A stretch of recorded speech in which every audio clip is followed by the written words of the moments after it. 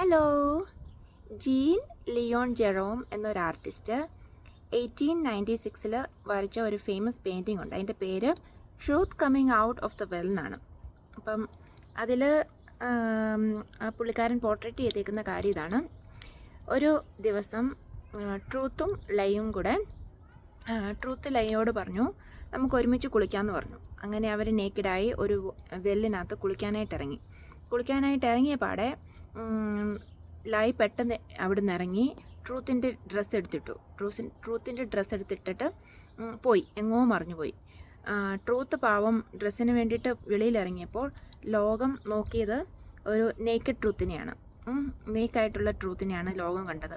ആ ട്രൂത്തിനെ ഉൾക്കൊള്ളാനായിട്ട് ആർക്കും സാധിച്ചില്ല. അവർ ആ ട്രൂത്തിന് നേരെ മുഖം മറിച്ചു.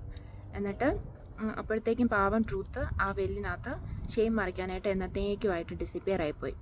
അപ്പോൾ ലൈ എന്തു ചെയ്തു? ലൈ ട്രൂത്തിൻ്റെ ഡ്രസ്സ് ധരിച്ച് ലോകത്ത് ചുറ്റി സഞ്ചരിച്ച് എല്ലാവർക്കും പ്രിയപ്പെട്ടവനായിട്ട് ജീവിച്ചു.